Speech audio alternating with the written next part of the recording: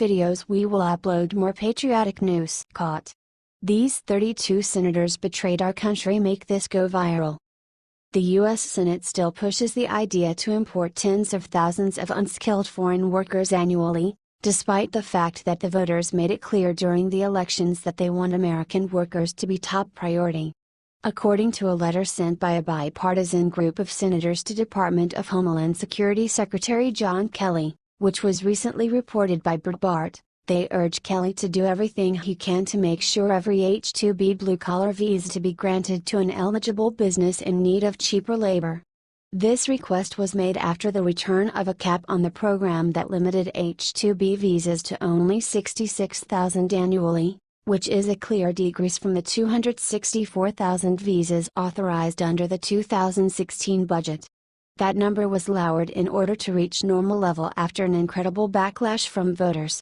Republican North Carolina Senator Thom Tillis and Democrat Virginia Senator Mark Warner wrote a letter which was joined by 30 other senators who demand from DHS Chief Kelly to conduct an audit of the H-2B program and ensure that any remaining visas are properly issued to eligible businesses. The senators demanded for any unused visas from the first half of the year be applied toward the second half, since they fear that the decreased lowered cap for the year would soon be reached, citing figures from 2015 which revealed about 5,000 H-2B visas went unissued.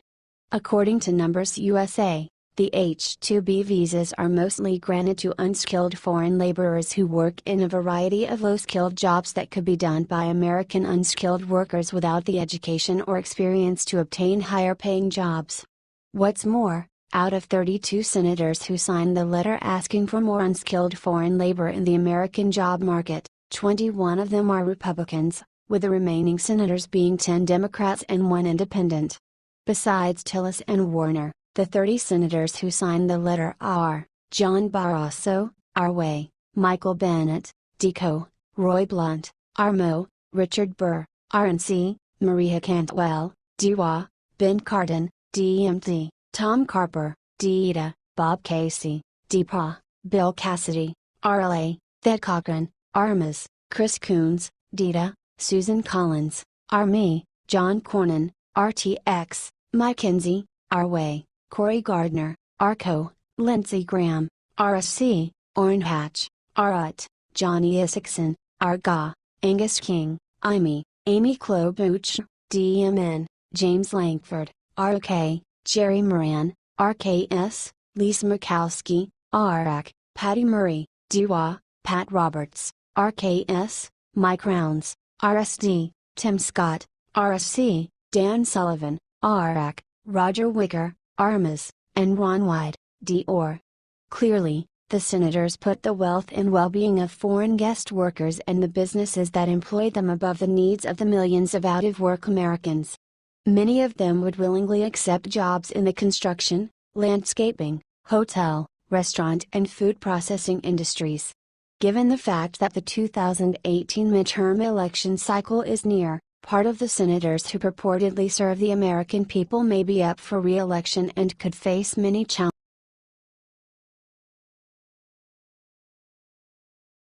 Seconds ago.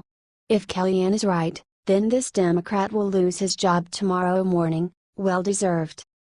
Democratic Congressman Cedric Richmond made the crudest, rudest remark about presidential senior advisor Kellyanne Conway, and to be honest, the expression chauvinist is excessively kind for this liberal. In spite of the fact that news outlets like CNN have disregarded this remark, different sources like Liberty Writers News have lifted it up and put it crosswise over online networking. It's social occasion force. Here is their report. Democratic Representative Cedric Richmond, Law, made a crude joke about White House senior advisor Kellyanne Conway on Wednesday night during the Washington Press Club Foundation dinner.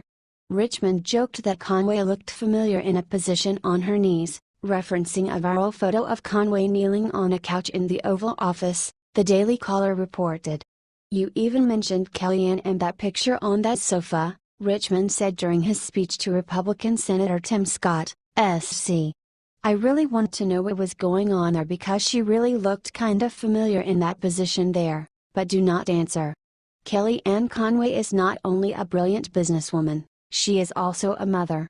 To make a comment like that shows that you do not have the integrity it takes to serve the American people. The Democrats continually blame conservatives for pursuing a war on ladies. Is it true that you are joking? These censorious remarks are being required by Democrats. Furthermore, we think they are unsatisfactory and merit a quick and extreme striking back by the American individuals. What do you think about this? Do not hesitate and write your thoughts in the comments section below. Share the truth, be patriots. Thanks for reading.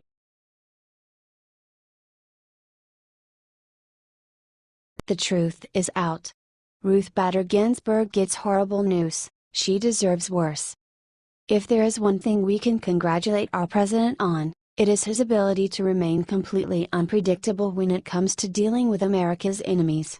He never lets anything get away from him, or ruin his agenda to make the country great once again.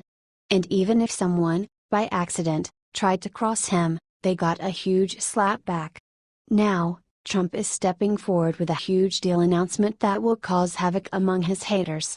Trump's family friend and associate, Chris Ruddy, who is also CEO of Newsmax, noted that the president might crush every Democrat's dream with a brand new deal, to remove Ruth Ginsburg from position.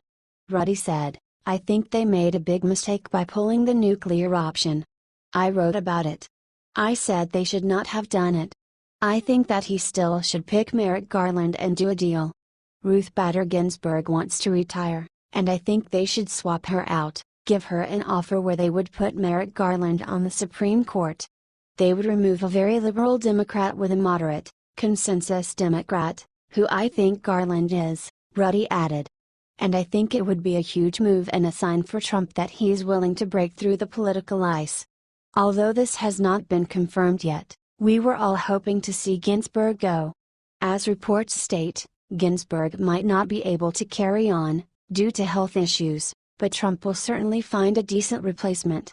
It is just a question of whether the POTUS wants her out.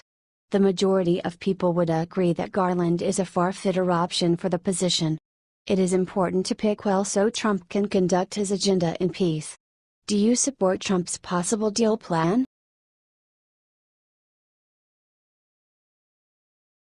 Game changer right after Bill O'Reilly fired, Sean Hannity gets devastating news, you'll be shocked.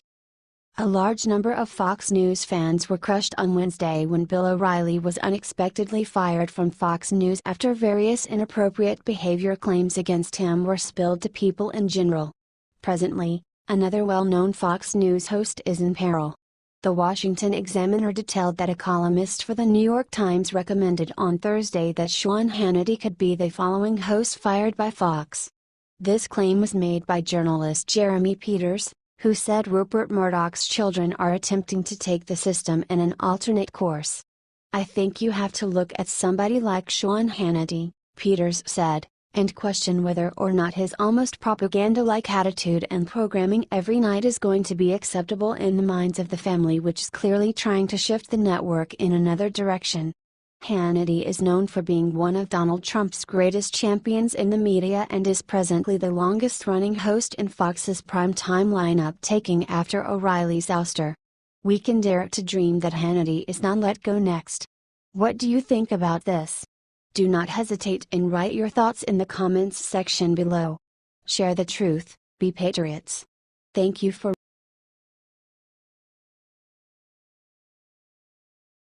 just now. First full Supreme Court ruling in over a year has Obama furious. The full panel of 9 Supreme Court justices met Monday to decide the fate of a case with very close ties to Barack Obama and the Democrats.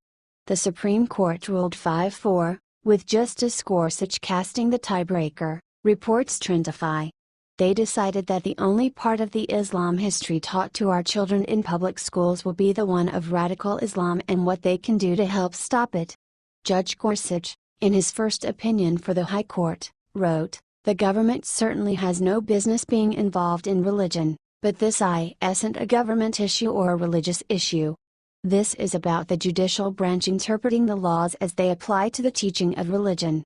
We should be teaching any religions in this country besides standard Judeo-Christianity, as our founders wanted, And we certainly shouldn't be filling the children with lies about Islam being a religion of peace when they see the carnage on the news almost every day. He added, "It is our duty as Americans first and judges second to safeguard the way our children are indoctrinated." The Obama administration, after winning this case on appeal in the 17th District Court, has remained with no power or any influence and friends in the judiciary. With this ruling ends the teaching of Islam in public schools, which is a major hit to Obama's beloved Muslims. This is in addition to the ruling from just a week or so ago that forbids the teaching of Islamic tenets or Sharia as a part of world history as well. This is a major win for our country and Christianity. Thank God for our president and his new appointee. Now we can get back to respecting our true values and the normal, everyday worshipping of the only real